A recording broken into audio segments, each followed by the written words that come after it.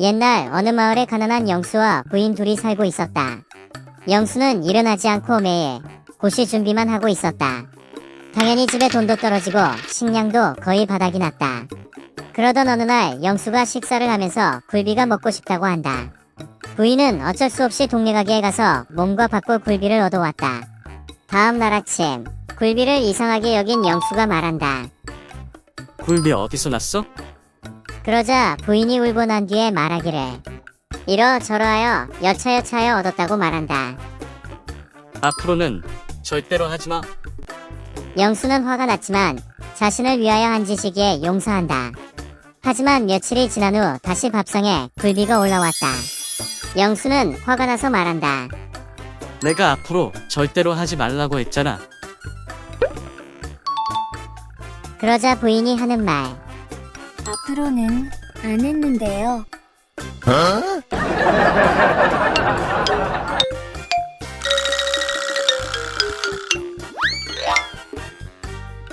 어느 날 자신의 이상형을 발견한 영수. 영수는 하느님께 기도를 했다. 아까 그 예쁜 여자와 결혼하게 해주시면 절대 바람 피우지 않겠습니다. 만일 바람을 피운다면 저를 데려가셔도 좋습니다. 영수의 바람이 이루어져서 그 아름다운 여인과 결혼하게 되었다. 그러나 살다 보니 바람을 피우게 되었다. 영수는 처음에는 두려웠으나 죽지 않게 되자 몇 번 더 바람을 피웠다. 어느덧 3년이 지나게 되었고 영수는 배를 타게 되었는데 큰 풍랑이 일어나자 옛날에 하느님과 한 약속이 떠올랐다. 영수는 무서웠지만 자기 혼자도 아니고 100여 명이나 함께 배를 탔으니 설마 나 하나 죽이려고 배를 가라앉히진 않겠지 하고 생각했다. 그때 하늘에서 하느님이 말씀하셨다. 내가 너 같은 놈 100명을 모으느라 3년이 걸렸느니라.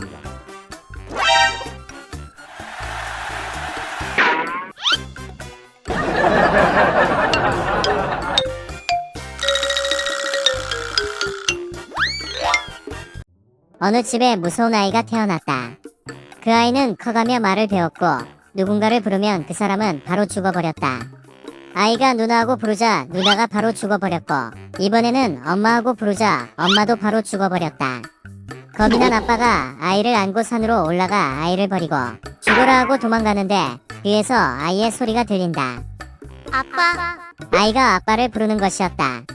그런데 이번에는 이상하게도 아빠가 죽지 않았다. 아빠는 휴 한숨을 쉬며 집에 오는데 옆집에서 울부짖는 소리가 들린다. 아이고, 철이 아빠. 갑자기 죽어버리면 우리는 어찌하라고.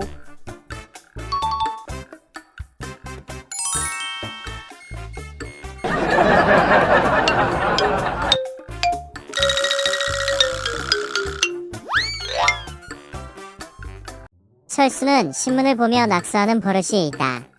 오늘도 신문을 보며 낙서를 한다. 고려 청자, 낙서를 하고 있는데 뒤에서 낙서하는 것을 본 부인. 철수의 머리를 때린다. 철수는 어이가 없어서 부인에게 묻는다. 왜 이래? 당신 미쳤어? 부인은 신문에 낙서한 부분을 가리키며 말한다. 청자가 누구야? 어떤 년이야? 새로 생긴 애인이야? 그러자 철수는 당황하며 말한다. 그건 여자 이름이 아니고 경마말 이름이야. 부인은 괜히 머쓱해진다. 철수는 이틀 뒤에 소파에 앉아서 졸고 있는데 마누라가 이번에는 더 세게 철수를 때린다. 바닥에 쓰러진 철수. 간신히 일어나서 묻는다. 이번엔 뭐야? 그러자 마누라가 하는 말. 경마 말한테 전화 왔어.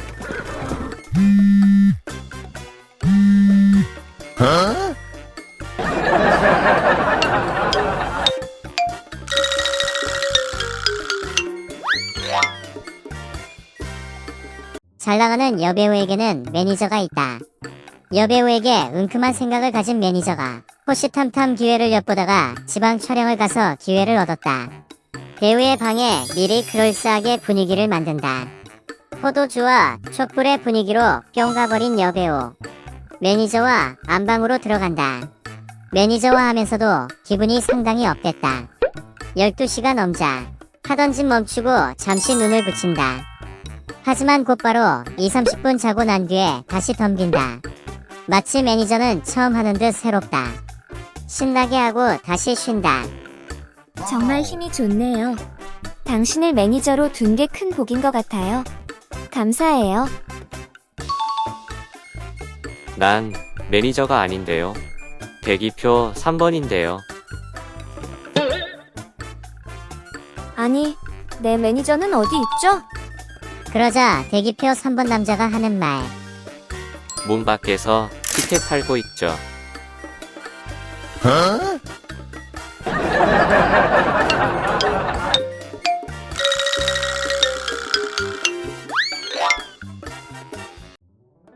날라리 여학생이 기말고사를 봤다. 그런데 세계사 시험 문제 중 다음과 같은 것이 있었다.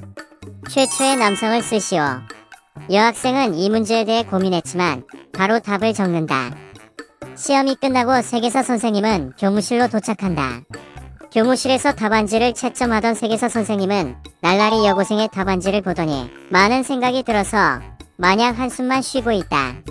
날라리 여고생이 그 문제의 답이라고 적어놓은 것은 이랬다.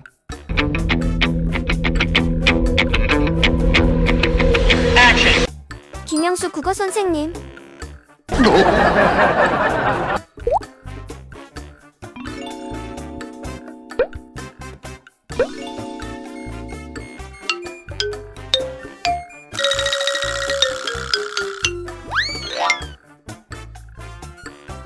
동네 사우나에서 안면 있는 아가씨들이 성병검사 받으려고 보건소 앞에서 길게 서 있었다. 영철 외할머니. 지나가다가 물어본다. 아가씨들 여기 뭐 하는데 줄을 서 있어? 아가씨들이 대답하기 곤란해하자 한 아가씨가 둘러댄다. 기다리다가 들어가면 의사가 사탕 한 주먹씩 줘요. 영철 외할머니. 입안이 텁텁한데 마침 사탕 준다니까 기다린다. 차례가 되자 안으로 들어갔다. 의사는 할머니를 보고 놀라서 물어본다. 아니, 연세가 어떻게 되시는데 아직도 그런 일을 하세요? 그러자 할머니가 하는 말. 나 아직 빨아먹을 순 있어. 빨리 내놔봐.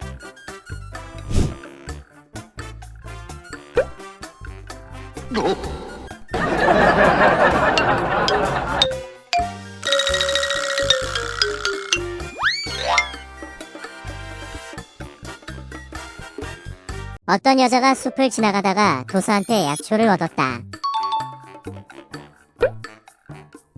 도사가 여자에게 말한다. 이 약초를 먹으면 너의 몸이 다른 사람 눈에 보이지 않게 될 것이다.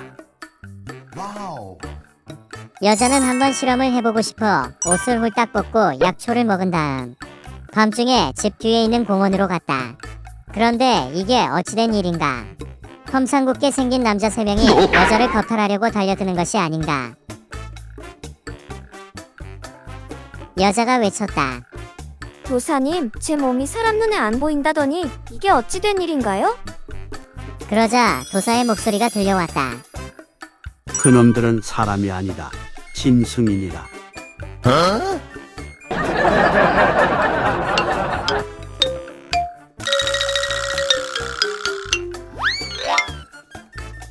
옛날 어느 마을에 한 부부가 살고 있었다.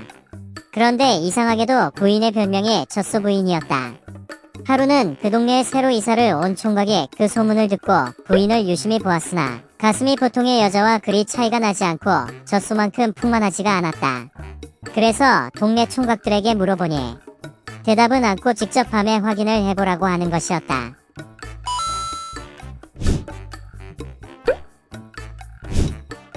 그래서 그는 몰래 숨어서 그들 부부의 방을 엿보기로 하였다. 그날도 부부는 한참 사랑을 나누고 있는데 해도 끝이 없이 부인이 요구를 하는 것이었다. 남편은 이미 나이가 있어서 도저히 더 이상 부인의 요구를 들어줄 수 없게 되자 부인에게 말한다. 젖소 부인, 오늘도 내가 젖소.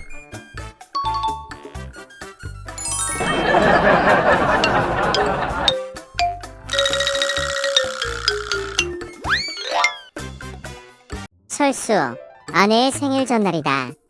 철수는 아내의 생일 케이크를 사려고 제과점에 갔다.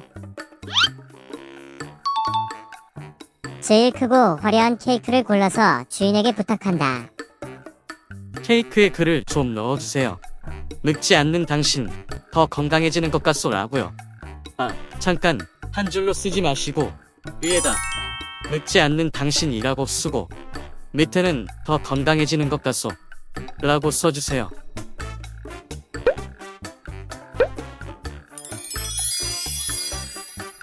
잠시 후 많은 친구와 친지들이 함께한 파티가 시작됐고 케이크를 꺼내려고 포장지에 케이크를 꺼내는 순간 파티에 참석한 사람들과 아내는 그만 기절초풍하고 말았다. 케이크에 이런 문구가 적혀 있었기 때문이다. 늙지 않는 당신, 밑에는 더 건강해지는 것 같소.